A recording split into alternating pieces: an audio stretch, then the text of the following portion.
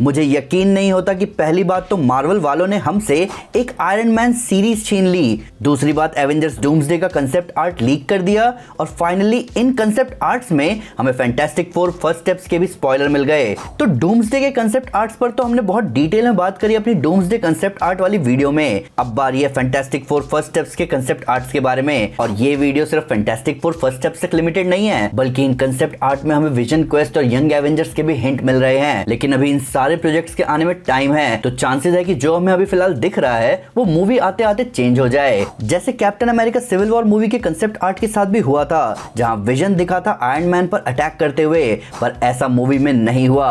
पर fantastic four first steps आने वाली है और इसके भी कंसेप्ट आर्ट सामने आए हैं, जिसमें हमें बहुत कुछ जानने को मिला है। इसके अलावा आयरन मैन 3000 नाम का एक शो भी आने वाला था, जिसको कैंसिल कर दिया गया। साथ ही साथ हमें मोस्ट प्रोबेबली मेफिस्टो का फर्स्ट लुक और सर्पेंट सोसाइटी का मोस्ट प्रोबेबल लुक देखने को मिला। तो बिना टाइम वेस्ट किए आइए एक एक करके इन कंसेप्ट आर्ट्स को तोड़ मरोड़ के इनका ब्रेक डाउन करते हैं। सबसे पहले कंसेप्ट आर्ट में हम पूरे फैंटास्टिक फोर के फैमिली को डिनर करते हुए देखते हैं अराउंड 7 PM, जो कि वो संडे को करते हैं। अब सुनने में एक नॉर्मल बात लगती है, पर अगर आपने हमारी वॉचर इन फैंटास्टिक फोर वाली वीडियो देखी है, जिसमें मैंने वॉचर को लेकर भी बात करी थी, तो आपको पता होगा कि 7 PM संडे को साथ में डिनर करना असली में सिग्नल है वॉचर को, जो कि उनकी मदद कर रहा है अर्थ को सिल्वर सर्फर से छुपाने में। पर मेरे ख्याल से वॉचर नाकाम होता है, क्योंकि सिल्वर सर्फर अर्थ पर आ ही गई है, और ना ही सिर्फ वो यहाँ आ गई है, बल्कि उसने इस सिग्नल के सोर्स को भी ढूंढ लिया है, जो कि हमें इन कंसेप्ट आर्ट के वेरिएशन में दिख रहा है। अब अगर आप ध्यान दोगे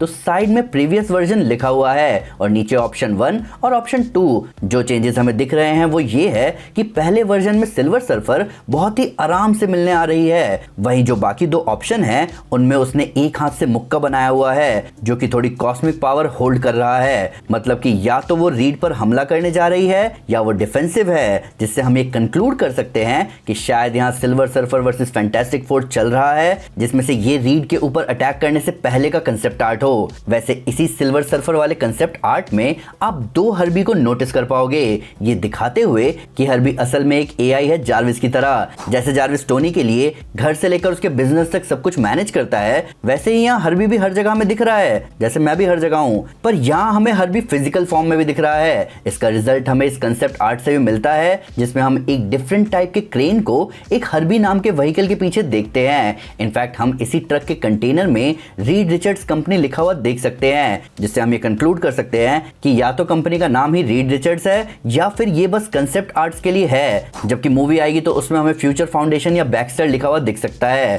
हर्बी के कुछ अलग अलग वर्जन भी हमें देखने को मिलते हैं, जो कि मुझे स्टार वॉर्स के ड्रॉइड्स जैसे लग रहे हैं, पर ये वाला हमें बिग हीरो 6 के बेमैक्स जैसा दिख रहा है। अंतर सिर्फ इतना है कि बेमैक्स के 2 पैर थे, पर ये लेविटेट कर रहा है बूस्टर्स की मदद से।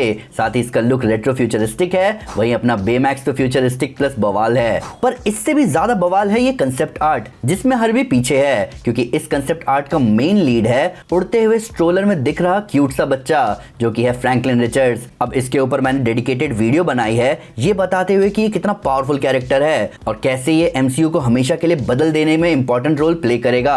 फिलहाल तो वो हमें बच्चे के रूप में दिख रहा है, जिसको बचाने के लिए ऐसा लग रहा है कि टीम किसी भी हद तक जाएगी। अब मैं ऐसा इसलिए बोल रहा हूं क्योंकि एक अननोन प्लेस में हम पूरी फैंटास्टिक फोर की टीम को देखते हैं, जिसमें सूजन स्टॉर्म एक फोर्स फील्ड बनाती है सबको बचाने के लिए, और ये लोग किसी तरह के फ्लूइड के ऊपर फ्लोट कर रहे होते हैं। अब ये जगह और सूजन की पावर्स के वेरिएशंस बहुत ही आई कैंडी चीज हैं, जो हमारा ध्यान खींच रहे हैं। पर अगर आप रीड पर फोकस करोगे तो उसकी बॉडी से एक कपड़ा बंधा हुआ है, जिसमें मोस्ट प्रोबेबली फ्रैंकलिन को वो पकड़े हुए है, जो कि थोड़ा सा यहाँ दिख भी रहा है। अब फ्रैंकलिन तो फिलहाल बच्चा है, तो उसको पावर्स यूज करते हुए शायद ही दिखाएं, लेकिन उसका एग्जिस्टेंस ही मल्टीवर्स सागा के फ्यूचर के लिए इंपॉर्टेंट हो सकता है, क्योंकि एवेंजर सीक्रेट वॉर्स के कंसेप्ट आर्ट में हम फ्रैंकलिन का किड वर्जन देख सकते हैं, जो कि कॉमिक्स में इतना पावरफुल था कि वो मजे मजे में यूनिवर्स बना देता था। और ये MCU के ब्रोकन मल्टीवर्स को फिक्स करने में एक मेजर फैक्टर बन सकता है, और हो सकता है कि इसी वजह से वो गैलेक्टस या डूम के लिए एक टारगेट हो। अब अगर हम अगले कंसेप्ट आर्ट की बात करें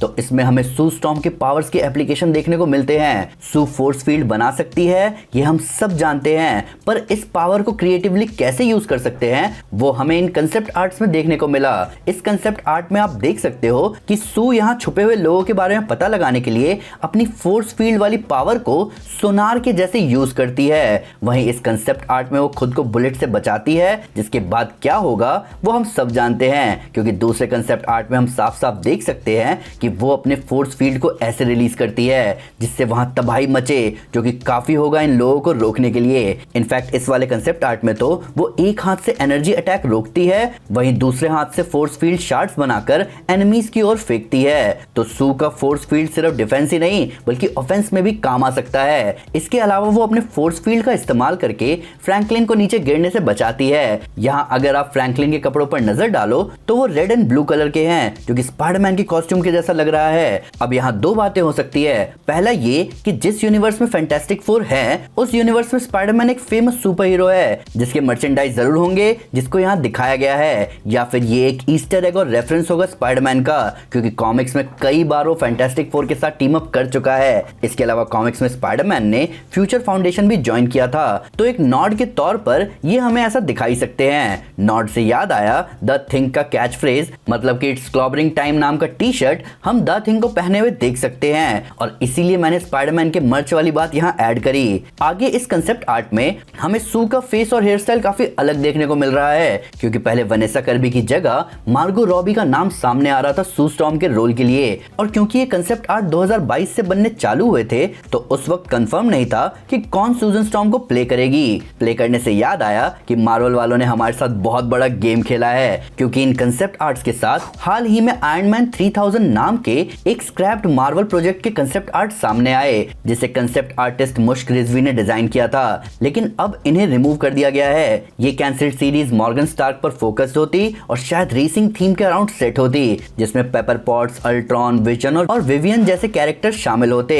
विवियन का फ्यूचरिस्टिक एआई ड्रिवन डिजाइन काफी कूल लग रहा है और overall show mainly kids focus दिख रहा है, लेकिन बिना किसी क्लियर डायरेक्शन के ये वीक एग्जीक्यूशन का शिकार भी हो सकता था। शायद इसीलिए इसे ड्रॉप कर दिया गया। अब देखने में तो ये डिजाइन काफी कूल लग रहे थे, पर उनका प्लान और डायरेक्शन जाने बगैर मैं इस पर कोई ओपिनियन फॉर्म नहीं करना चाहूंगा, क्योंकि सर्पेंट सोसाइटी के भी कंसेप्ट आर्ट्स देखने को मिले हैं यहाँ पर, जिसमें हर एक मेंबर को उनके यूनिक पावर के साथ दिखाया गया है, चाहे वो कोबरा का मेटल हैंड हो या माम्बा का ब्लेड वाला हाथ या फिर कंस्ट्रिक्टर और डायमंड बैग का मैकेनिकल हाथ, जो कि देखने में कूल लग रहा है। पर अगर ये चीजें captain America brave new world में हमें दिखती तो शायद ये सब फॉरगेटेबल विलन्स की लिस्ट में चले जाते। अगर आपको नहीं पता तो कैप्टन अमेरिका 4 एक बहुत डिफरेंट ही मूवी होने वाली थी, जिसमें काफी डेप्थ होता, जिसके बारे में हमने अपनी captain America brave new world की असली कहानी वाली वीडियो में भी बात की है। पर अब आते हैं इस कंसेप्ट आर्ट पर। ये शायद आज तक का पहला लाइव एक्शन कंसेप्ट आर्ट सामने आया है मेफिस्टो का। अब वो बड़े पर्दे या किसी डिज्नी प्लस सीरीज में दिखेगा या नहीं वो अलग बात है, पर ऐसा लग रहा है कि अगर वो हमारे सामने आएगा तो उसका लुक ऑलमोस्ट ऐसा दिखेगा जैसा कंसेप्ट आर्टिस्ट ने बनाया है। अब आप ध्यान दोगे कि जो भी कंसेप्ट आर्ट सामने आए हैं उसमें हमें सू स्टॉर्म की ही पावर दिख रही है और बाकी किसी भी कैरेक्टर की हमें यहाँ पावर नहीं दिखाई जा रही। इसका मेन रीजन हो सकता है कि मुश्क रिजवी को सिर्फ सू स्टॉर्म का कंसेप्ट आर्ट बनाने को कहा गया था और बाकी कंसेप्ट आर्टिस्ट को फैंटास्टिक फोर के दूसरे मेंबर्स पर काम करने को कहा गया होगा। अब क्योंकि मुश्क रिजवी सू और फ्रैंकलिन को ड्रॉ कर रही है, इसीलिए उनको सीक्रेट वॉर्स का भी कुछ आर्ट वर्क दिया गया जिसमें सू स्टॉर्म को फ्रैंकलिन के साथ उन्होंने बनाया। अब सोचने वाली बात यह है कि जो भी इन्होंने बनाया है वो 2022 से 2024 के अंदर बनाया है, जबकि रॉबर्ट डाउनी जूनियर का डॉक्टर डूम पिछले साल के जुलाई में अनाउंस हुए थे। तो क्या ये ड्राइंग मार्वल ने अनाउंसमेंट के बाद बनवाए या ये डूम वाला आइडिया पहले से चल रहा था? पर आप मुझे बताओ कि आपका फैंटास्टिक फोर फर्स्ट स्टेप्स के कंसेप्ट आर्ट्स को लेकर क्या कहना है। यहाँ फ्रैंकलिन रिचर्ड्स का मूवी में होना, सू स्टॉर्म की पावर्स और हर्बी की एआई होने वाली बात क्लियरली रिवील हो चुकी है, जिसके साथ साथ मैं उम्मीद करूंगा कि मेफिस्टो हमें जल्द से जल्द एमसीयू में दिखे। पर आप बताओ कि आपके क्या थॉट्स हैं इन कंसेप्ट आर्ट्स को लेकर। वीडियो अच्छी लगे तो लाइक जरूर करें और चैनल को सब्सक्राइब करना ना भूलें। साथ ही साथ सब्सक्राइब बटन के बगल में ज्वाइन बटन को क्लिक करके मेंबर बने और इस चैनल को और अच्छे से सपोर्ट करें। आपको ये ज्वाइन लिंक डिस्क्रिप्शन में मिल जाएगा। Thank you guys, this is Aman Sinha and you are super super. Piece.